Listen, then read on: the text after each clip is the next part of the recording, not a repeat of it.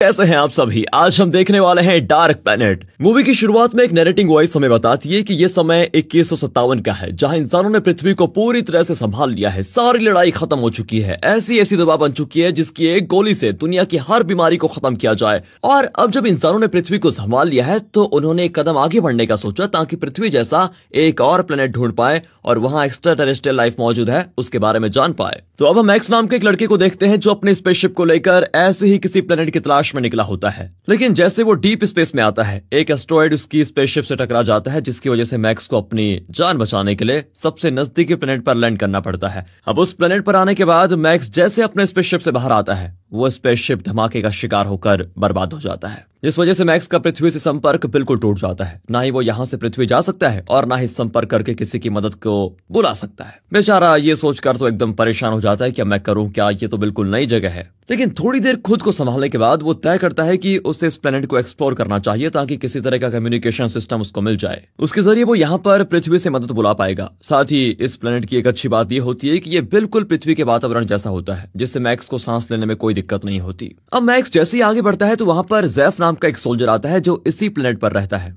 Max को उसकी भाषा समझ में नहीं आती, इसलिए वो ट्रांसलेट करने वाले डिवाइस को अपने काम में लगा लेता है ताकि वो उसकी भाषा को समझकर उससे बात कर पाए। जिसके बाद जैफ मैक्स को अथॉरिटी के लोगों को सौंप देता है ताकि वो खुद इसे संभाल ले। फिर वो लोग मैक्स के सर पर किसी तरह का हेलमेट लगाकर उसकी सारी मेमोरीज को स्क्रीन पर देखने लग जाते हैं ताकि मालूम कर पाए कि आखिर ये है कौन और कहां से आया है। अब सारे सोल्जर्स मैक्स को सिटी के कैपिटल में लेकर जाते हैं, जहां रास्ते से गुजरते हुए मैक्स को इस प्लेनेट पर रहने वाले आम लोग भी दिखाई देते हैं जो खाने पीने की चीजों के लिए एक दूसरे से लड़ रहे होते हैं। आसपास का पूरा माहौल देखकर ऐसा प्रतीत होता है कि यहाँ के लोग आजादी के लिए लड़ रहे हैं। तभी आगे बढ़ते हुए मैक्स की नजर एक टावर पर पड़ती है। इस टावर को लेकर यहाँ के लोगों का मानना यह है कि ये उन्हें दुश्मनों से बचाता है। लेकिन तभी अचानक से वो टावर विस्फोट हो जाता है, जिसका मलबा मैक्स और उसके साथ ही जितने भी लोग मौजूद होते हैं उन पर ही गिर जाता है। इसमें कई लोग मारे जाते हैं, लेकिन जिस टैंक में मैक्स मौजूद था उसमें जेम्स नाम का एक सोल्जर भी शामिल होता है। इसलिए मैक्स जैसे तैसे उस टैंक से बाहर निकलकर दूर आ जाता है, जिससे दोनों की जान बच जाती है। तब जेम्स मैक्स को बताता है कि क्या हमारे दुश्मनों को काम है, वो हमेशा इस टावर को बर्बाद करना चाहते थे, जिसमें आज वो कामयाब भी हो गए हैं। अब पता नहीं उनका अगला कदम क्या होगा। अब ये सुनकर मैक्स भी हैरान हो जाता है कि यहाँ भी लड़ाई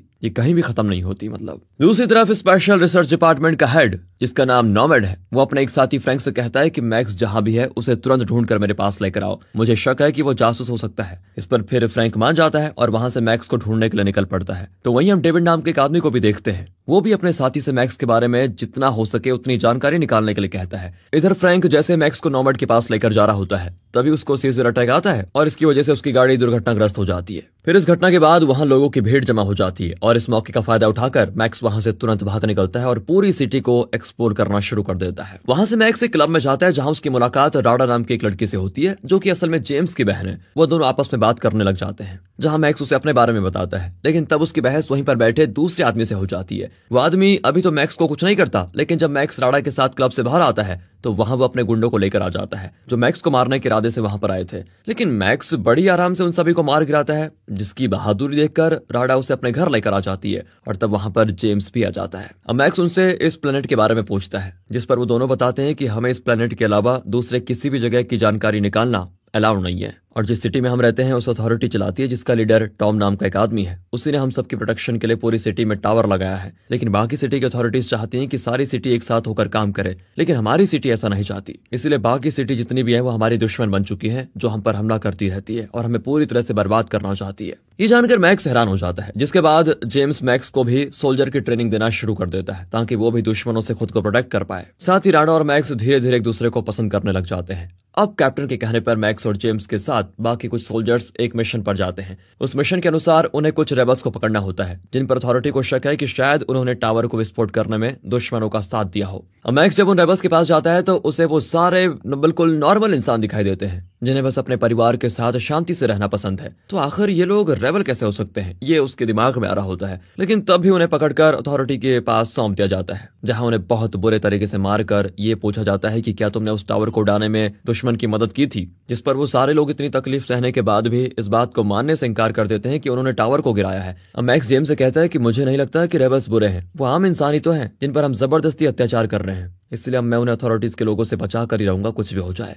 जेम्स उसे ऐसा करने से मना करता है, लेकिन मैक्स उसकी एक नहीं सुनता। और जब कैप्टन मैक्स को ऑर्डर देता है कि तुम्हें सारे रेबल्स को खत्म करना है, तो वो कैप्टन के कहने पर उन्हें उस जगह ले आ जाता है जहां उन्हें मारना था। लेकिन वहां आने के बाद वो चुपके से उन सभी रेबल्स को जंगल के रास्ते भगा भी देता है। और इस बारे में जब कैप्टन को पता चलता है तो वो गुस्से से आग बबूला हो जाता है। तो मैक्स उससे कहता है कि ये सारे रेबल्स नहीं बल्कि निर्दोष इंसान हैं जिन पर अत्याचार किया जा रहा है, इसलिए मैं उन्हें नहीं मार सकता। और तब ये सुनते ही कैप्टन मैक्स को शूट कर देता है, जिस चीज को देखकर जेम्स भी घबरा जाता है और उसकी मदद करने की कोशिश करता है। लेकिन कैप्टन जबरदस्ती उसको वहां से लेकर जाता है। अब कुछ समय के बाद मैक्स की आंख रेबल्स के बेस पर खुलती है जिन्होंने मैक्स को बचाकर उसका इलाज किया होता है। वो सारे लोग मैक्स को अथॉरिटी की सच्चाई बताते हैं कि अथॉरिटी के सारे लोगों ने पूरे शहर के लोगों को अपने कंट्रोल में ले रखा है, और तुमने जिस टावर को देखा था वही टावर जो सिटी के लोगों को दुश्मनों से बचाता है, वो असल में हमें दुश्मनों से बचाता नहीं बल्कि ऐसी रेडिएशन छोड़ता है जिससे सारे लोग रेडिएशन के कंट्रोल में आ जाते हैं। और एक बार कोई इंसान रेडिएशन के कंट्रोल में आ जाए तो वो वही बात सुनेगा, कहेगा और करेगा जो अथॉरिटी उससे कहेगी करने को। वो इंसान अथॉरिटी की कठपुतली बन जाता है। लेकिन हाँ, कुछ ऐसे लोग भी मौजूद हैं जिन पर रेडिएशन का कोई असर नहीं होता,